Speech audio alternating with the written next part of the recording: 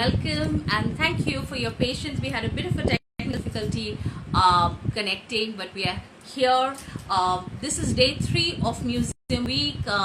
Thank you for being here. The theme today is really about togetherness. Is a week-long endeavor to celebrate museums and cultural organizations globally. What we are doing is showcasing museums, showcasing different endeavors of people, and I'm going to try and get Boria in a minute. Boria, if you're watching this, if you can just say hi, I will just try and get him online. Firstly, thank you. Apologies for keeping you waiting, and thank you so much for joining us. Welcome. Can you hear me? Okay. I can hear you. I can hear you. Yeah, you're in the midst of a busy shooting day, so I don't want to take too much time, but probably to go back a little in time to start by talking a little about your childhood connect with sports. You know, I was always fascinated by it. I mean, not that none of us, when you are growing up, say in school or early college, we don't make up our minds as to what to study. I was always wanting to be a sports person. Obviously, that was a dream. I wasn't good enough. That was clearly not my area of expertise.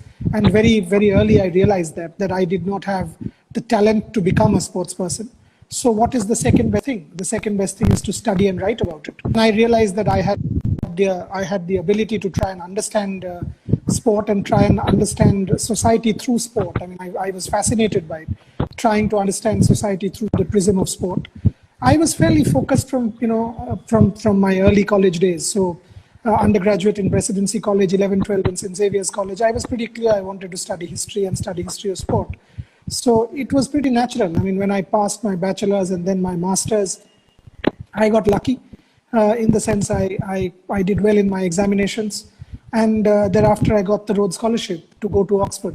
So I got lucky in that sense, and I wanted to study sport, which I did. I think it was the first PhD on sport from Oxford University. When I applied for the Rhodes, I was questioned if I was serious or if I was trying to trivialize the scholarship and trying to trivialize the discipline. I was serious. I was dead serious. And I think since then, people have understood that sport is a very legitimate aspect of study, and now it is accepted as a viable form of study in the country.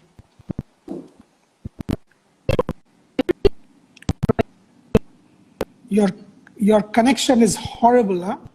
I have absolutely no idea what you are saying. Your connection is very, very bad.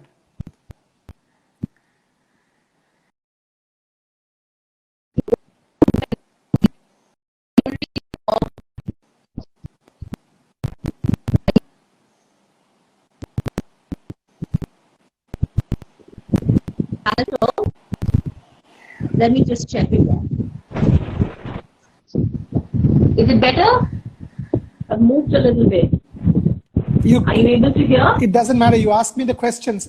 I will answer the questions. You go on. At least okay. Let the people who are logged on, they can hear. Yeah. So I'm asking, growing up, what are your first memories of sports? You know, the first memory happens to be the 1983 World Cup final. I went to sleep as a 7-year-old thinking India has lost, and I was crying. And I then remember my mother waking me up saying, "Are India jeete gache, get up, get up, get up, India has won." And I was like, how is it possible? I was a 7-year-old in Calcutta. And then that sort of shaped my national imagination through my understanding of cricket, that India has won. And thereafter, 1985, we were a middle-class family. I remember color television coming to my house, watched Mexico 86 on color television, watched the India Benson and Hedges win on color television, watched the 1982 Asian Games, and started going to the football ground from, I think, the age of 4. And my first cricket game was India versus England at the Eden Gardens at the age of 5. I started picking up all my abuse as a school child from football grounds. And you understand what I mean. I mean, I used to go to every Mohun Bagan match. Mohun Bagan Ramparts, 30 paisa ticket or 60 paisa ticket if I had no money that particular day. I used to be picked up from school and I would straight go to the Mohun Bagan ground to watch the league game. And I did not have a membership card or anything, so I would go and stand in these long queues. They can't happen anymore because of social distancing, but at those points in time, that was the norm. So I would go and stand there. Mountain police would often lathi charge because there was too much crowding. So then I would go and stand in the ramparts, requesting people to try and drop their membership card so that I can pick that up, fudge police and say I'm a member and get in. So that was my way to get in the Mohun Bagan ground. Whatever I would do, I would actually try and manage every single game, which I did for years. So from 1981 onwards, I don't think I had missed a single Mohun Bagan game for close to a decade and more. So that was my starting point in sport. Which was the first autograph you collected? Which sportsman's autograph was there? I used to stand, I was lucky. My father would get me clubhouse tickets for Eden Gardens. And at that point in time, and now it's different. I mean, now people the dressing rooms are all downstairs. I mean, all underground, below the lower tier of the clubhouse. So players go in. At that point in time, there were stairs. So you could actually stand on the side and the players would come up the stairwell and get into the dressing room. So you could see them. And I used to obviously stand with my autograph book. And one of the first was Clive Lloyd, because Sir Clive was coming back, the 1983 India versus West Indies tour. He scored 177, if I remember right from memory, at the Eden Gardens, and Sir Clive was coming back and I would stand there. So I took a number of autographs from the West Indies people. I was scared of Vivian Richards because I have this vivid memory of Vivian Richards sort of picking up a lot of cashew nuts and putting them in his mouth at one go. And I was like, this is a very different sort of human being. I was taken by Sir Vivian Richards. I was obviously attracted, but I was scared. So I did not approach Sir Vivian Richards. Clive Lloyd was different. He was captain, but he was amiable. So and he's now a friend. I mean, it gives me, Vivian Richards is also, I can't call him a friend, but he knows me well. But Sir Clive, I can call him a friend. So these are very strange memories, Shriyanka. I mean, now a lot of these people, Geoffrey Dujon, Clive Lloyd, Vivian Richards, they are known to me very, very well, very well. Sir Clive and I share a meal every time I'm in London. He and I have spent enormous amounts of social time together. So to think back that I used to take his autograph and now I've hosted him multiple times is quite. From the point of,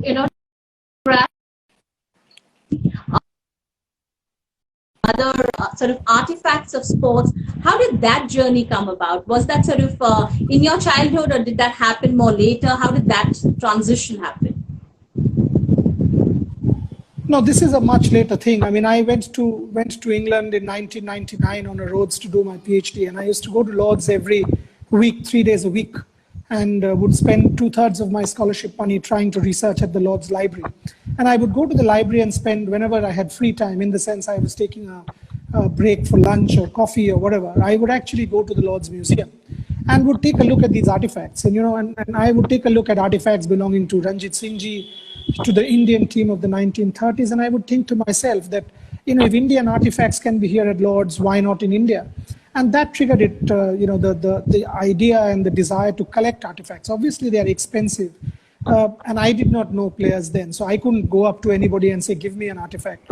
But I started buying. I used to save my scholarship money and started buying things. Used to go to rare booksellers, whether it's Mackenzie, whether it's, a number of these rare booksellers. There used to be this farmer's market in Oxford every Wednesday, which I used to go. So I would pick up Neville Carter's first editions for £1, £2. I had an enormous collection of sports books, and I had a fascination for first editions, and then started to get them autographed.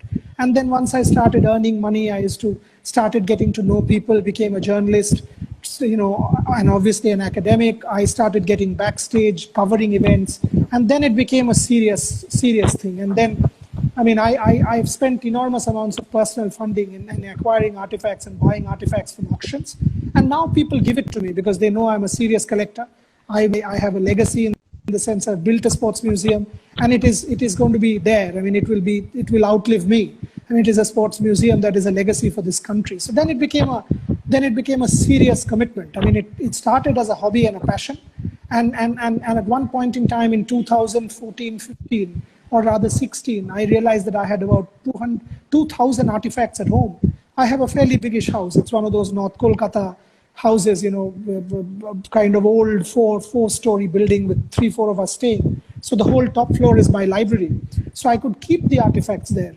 And then at one point I thought, what am I doing? I mean, who are these for? I mean, it's not for me to look at them every day and feel happy. So then, and I was sort of very grateful to Harsh Neotia, chairman of the Ambuja group. He came forward and he said, if you give the artifacts, I will give you land, and we can together make this museum. And it's his real estate, so it's a combination, and it's a partnership. And then Mr. Neotia and I came together and sort of set up the Fanatic Sports Museum. That's really the start of the sports museum. But once you launch the museum, what has been the reaction of the people? And can you tell us a little bit about what it takes to some people? India is not a museum-going country, though we are a sports-crazy country. So is the case any different when you look at a sports museum per se? Yeah, I mean, you're absolutely right. I mean, firstly, you don't make money out of a museum. It's a loss-making proposition. Let's be clear. Even today, Mr. Neotia foots the bills. We share losses, and it's a legacy project. It is not about, if you think that, okay, I will break even. Costs of electricity, cost of CCTV, cost of security, cost of basic costs, absolute basic costs, and now it will become even more difficult. Given the current economic circumstances, will mitigate against all of these things. But having said that, it was a project of passion, and we both realized that we want to do this. We don't want to do this for money. We realized that we will lose money, but at the same time, this will be something that both of us wanted to do it for our city, for our country, and we did it. I was lucky. I mean, the opening on the 29th of Jan 2017 was attended by the creme de la creme of Indian sport. Sourav Ganguly, Sachin Tendulkar, Abhinav Bindra, Deepa Malik, Devendra Jhajaria. Each of them flew in at their own cost. Devendra Jhajaria, Deepa Malik, Sachin Tendulkar, Abhinav Bindra. I didn't pay a dime. Each of them came in at their own cost. They're friends. They're all friends who supported me in every endeavor of mine. I mean, I can call them friends and backers, and they've been superstars in their own right. Each of them gave me artifacts. There's a Sachin corner in the museum. There's Abhinav's 2008 Beijing gold medal winning gloves. There's Abhinav's Rio 2016 accreditation card. There are multiple Sourav Ganguly backs. There's Deepa Malik's Rio 2016 jersey. There's Devendra Jhajaria's gold medal winning jersey. So each of them contributed artifacts and came and opened the museum. There was much fanfare. I got tremendous support in the media, tremendous support. The number of articles that came out was mind-blowing. I mean, and national media, Indian media, global media, people from Australia, people from the Gulf, people from other parts of the world started writing about it. So there was a significant amount of interest. And I had two things in mind. One, it was a multi-sport museum. It's not cricket per se. It's a multi-sport museum. Second, it separates disability and able-bodied sports side by side. So I have a Usain Bolt jersey followed by a Deepa Malik jersey. So that was a conscious plan that I will celebrate disability in sport. So there were these themes that I had in mind, and based on that, I've gone ahead and created it. But as I said, I mean, this is just the start. It is one person's collection. I mean, one person can only do so much and no more. But at the same time, there are about 700 to 800 artifacts on display, and I've got about 2,200 or more artifacts with me. So it's a significant collection, and there are some really good stuff. Also, friends have made contributions. Like a friend of mine has given me a Bradman bat from the 1947-48, Nikhil Daftari from Australia, as lease. My friend Nishant Arora, when he was part of the Indian media manager for the Indian team, has given me stuff. A lot of my friends have given me stuff. Leander Pace, Mahesh Bhupati, Sania Mirza, of course, Sachin and Saurav. A lot of my friends have given me stuff. So now the museum is very culturally rich. It has seriously sort of spurred academic research, whether it's IIM, whether it's Rabindra Bharati, whether it's Jadavpur, whether it's Calcutta University. People come and study. School students and academic institutions come for visits. Obviously, it's closed at this point in time. But it is interesting to see that museum studies have taken to the museum. I also do academic classes, so people would come to the museum, they do a tour, and subsequently I take a class. And for example, I've done that for the Indian Institute of Management for their course for the last 3 years. So that's how the journey has been. It's been fraught with difficulty. As I said, it's a loss-making proposition, but at the same time, it's a project of passion. The whole thing about when museum is closed, particularly now that the situation is, and some are even saying even if when the museum opens, probably footfalls are going to be a little restricted because people are a little wary now. Are there any plans of doing things online, because everyone seems to be doing a lot of stuff virtually? The whole idea of trying to get you online and have this conversation is also a step in that direction. But is there any plans to focus on the online engagements? Has to be, because especially after what we are going through at this point in time, if we can curate the collection online and document the collection online and tell stories, because each of these artifacts have a story, and each of them are legacy artifacts, and each, as I said, each artifact has a story. It can actually help preservation in this country. It can add to museum studies. It will encourage students, both undergrad and school and college students. So online has to be the next step, because physically, obviously, now we will have to be socially more conscious, and social distancing norms will be maintained. Everything will be maintained. And the advantage is it's a very enclosed environment. I mean, we will be able to do that. Having said that, maybe partnership with multinationals like Google. There were multiple offers in the past. Because of time constraints, because of economic constraints, one would hesitate. But now if one has to take the project to the next level, make it more globally accessible, then one has to go online. Maybe even do lectures, maybe stream it, maybe do webinars, maybe do seminars, maybe with people like you. When the museum opens up, with portals on Insta, on social media platforms, do stuff from the museum, try and exhibit your collections. So I think online is the most logical conclusion. Having said that, physical things will remain, because whenever we have a vaccine, and I'm confident we will, the touch and feel, and I was very conscious that it will not be a cold museum. It will be a very accessible museum. So you can come and take photographs. You can come and take selfies with a Bradman bat or a Sachin gloves or a Sachin jersey. So these things will remain. Having said that, online has to be the next logical step to try and make it more accessible.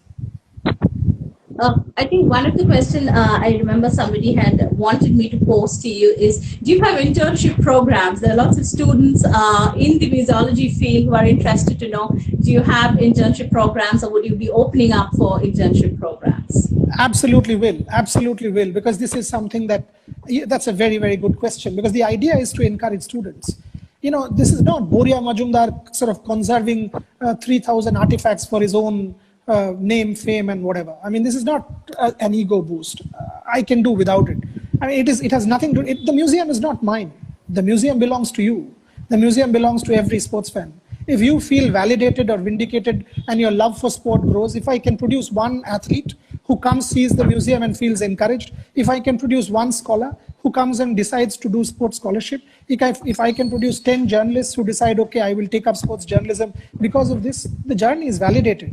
So ultimately it is about them. It is not my thing or my ego boost or it has nothing to do with me, frankly. I mean, I have set it up, yes, but it belongs to the community. That is why it's a community museum. So internship programs has to be done.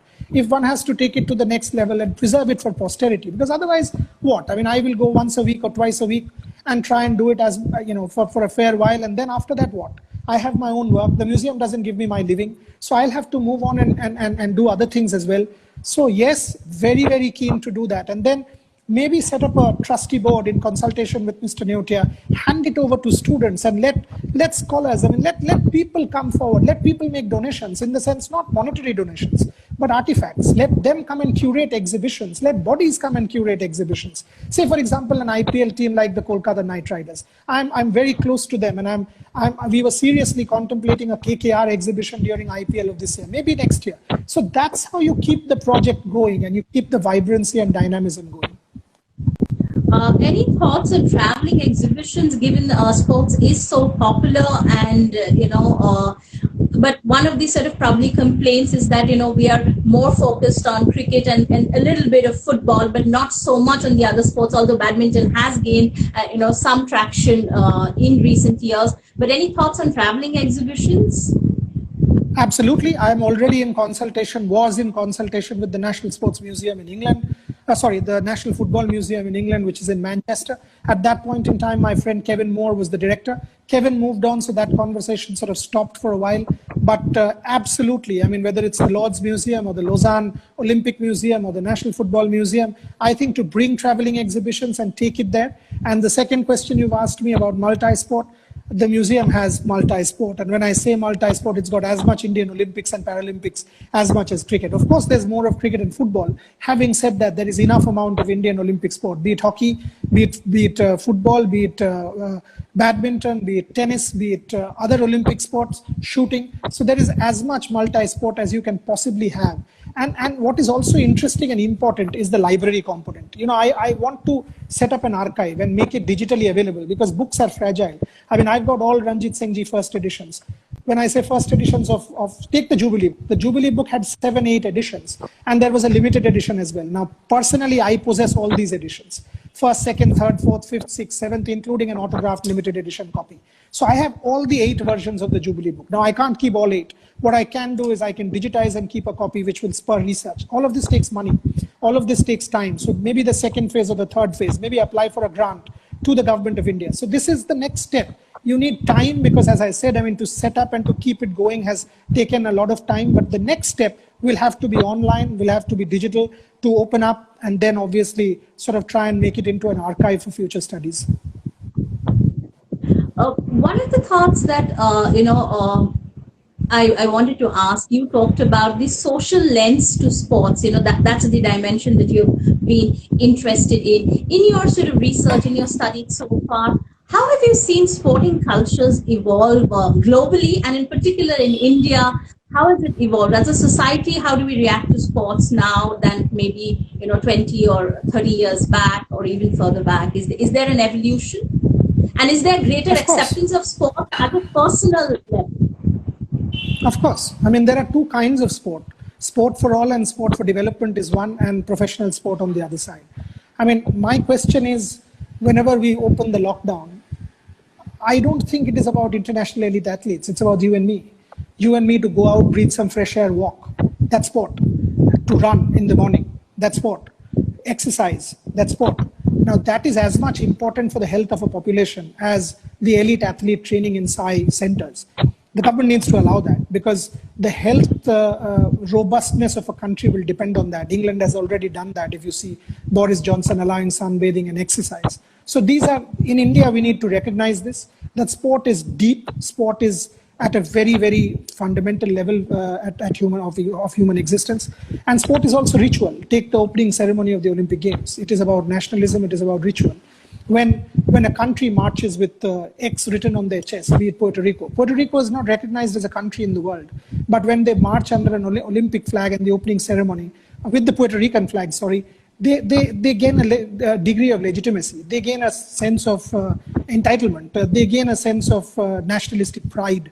So sport at a very, how do I put it? Acceptance, of course, has grown. I mean, take a look at Indian cricket, one of India's biggest industries. The IPL is multi-billion-dollar. Take a look at the sports industry. Take a look at what's going on around you. So one is that level of acceptance. And today in India, a sports person is a national celebrity. And that has happened over the last 30 years. I mean, with the World Cup win in cricket in 1983 and thereafter coming to India in 87 and with the liberalization and import substitution going away in 1991, sport became what it is. I mean, the broadcast. Why do you think people are now saying that we will play in empty stadiums? Because there is a viable televisual, digital consumption market. India will also play IPL sooner than later in empty stadiums. India will go to Australia and play a cricket series. And now it is almost certain India will go to empty stadiums. Why? Because there is a viability as far as the economic modes are concerned, televisual modes are concerned. So, for example, the India-Australia series will result in 1,700 crore rupees of revenue only from visual consumption.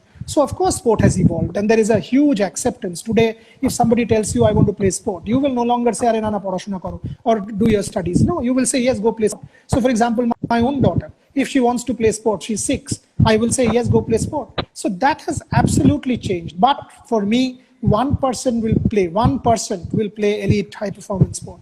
The rest of the 99%, it is essential to do some kind of sport or have a sensibility because it will make the country more robust and more healthy. Specifically from the social angle, when Dhoni came to the scene, one of the things that repeatedly got said was, this was a classic middle class dream. This was a sort of breaking the barrier also. In Sachin's case, it was so much of pure talent, but in Dhoni's case, it was a combination of somebody's talent, but also having broken a certain social class barrier. That narrative was also very dominant. The small town dream, one kept hearing a lot about it. What is your read of that? Post that has seen change socially, even in the smaller towns. Do you actually see that in translation in numbers, in attendance, in sporting events, in when you go to cover sporting events? Do you see any difference? See, this is a case for Indian cricket. Indian cricket obviously has now become more small town oriented, in the sense if you go and see the number of players who have come through for IPL. Just IPL is a great case study. Look at tier 2, tier 3 cities and look at consumption patterns, spectators and players. You will understand the revolution has taken place. And MS has been at the forefront. Suresh Raina has been at the forefront. Whether it's a Lucknow, whether it's a Ranchi, whether it's a Jharkhand, these people have been at the forefront, no debate. But in Olympic sport, it was always the case. I mean, a Duti Chand, for example. Incredible story. These Devendra Jhajaria, Deepa Malik, these are incredible stories. So in Olympic sports, it was always the case. In cricket, it is a more last 15 years story. But in Olympic sport, if you take a look at Indian Olympics from the 1920s, 1930s rather, take a look at Dhyan Chand. Take a look at the composition of the Indian hockey team in 1928, 1932, 1936, when we won gold medals at Olympic Games. The social class or the class background of all of these people. They came from small towns. They were not restricted to cities. They funded themselves by crowdfunding, using crowdfunding. So it is nothing, it's not a new phenomenon. So these are incredible stories of sport that sort of moves me. And in cricket, yes, the MS is a game changer. But again, he is also raw talent. I mean, otherwise it can't be that the kind of legacy he has created. Having said that, if you go to a tier 2, tier 3, tier 4 city today, you will see, people wanting to aspire to be the IPL player. That is a problem for me. You have to say, I want to play sport for the sake of sport. And you cannot say, parents cannot say, Hamar chele ke IPL khelao. Several people come to me and ask, how can I be on TV? If you want to say that, you will never be able to make it. The question is, you have to love to follow your passion. There's no shortcut, Shriyanka. There is no shortcut. Creating the Fanatic Sports Museum was not a shortcut. I mean, I spent my own money. Mr. Neotia spent hard-earned money.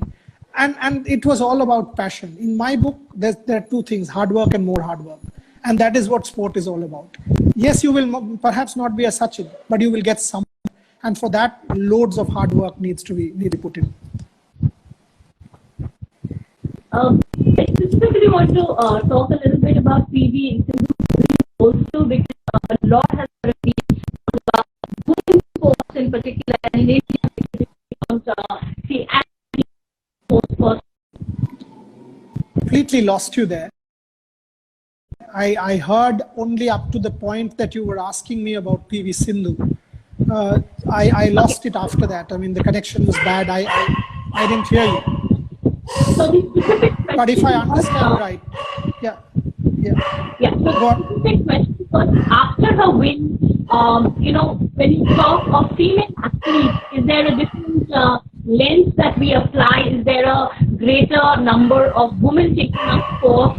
Is there any change? Do you see that?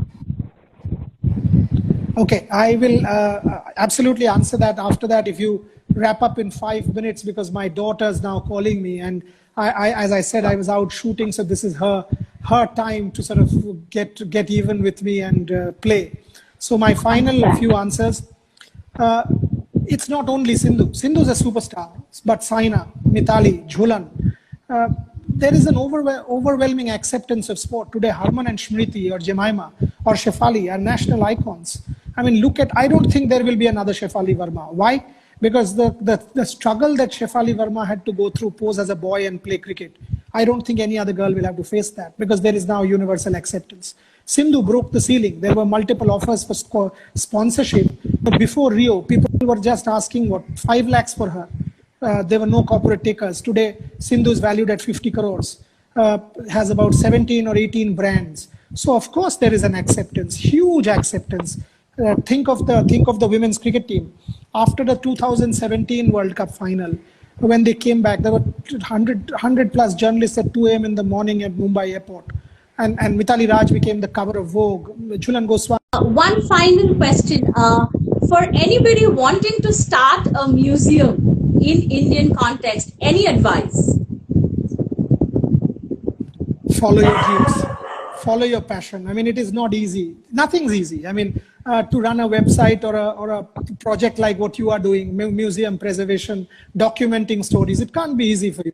It wasn't easy for me. It was hellish, actually. I mean, to sort of go day in, create artifacts, set it up, speak to architects, design it. When you know at the end of the day it's a loss-making proposition, is a really hard one. Having said that, there are certain things which are beyond the profit and loss statements. What we are seeing during Corona, for me, what is the most striking feature of Corona in India, whether it's the NGOs, whether it's ours, whether it's people, we have believed that if you want to make a difference by creating a museum as legacy, go for it. But it's a long haul, so be prepared in 6 months. And the last question, which is your favorite museum?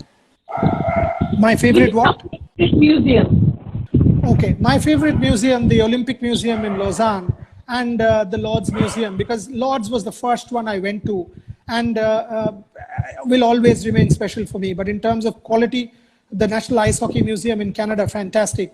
The FIFA Football Museum, I mean, that museum, which has all the World Cups. The Olympic Museum in Lausanne remains a personal favorite because I've spent enormous amounts of time there. And the motivation and the inspiration for the Fanatic Sports Museum came from that. Thank you so much, Goraya. And once again, little apologies for the technology, but you've really been a super help. Every time I've reached out for artifacts or for any information, you've really said yes. So I want to say a big thank you. Thank you so much for being part of Museum Week. It's a pleasure, and you stay safe and stay home. Anyone who's watching it, stay safe and stay home. This will pass. Thank you, and bye-bye. Thank you. Bye.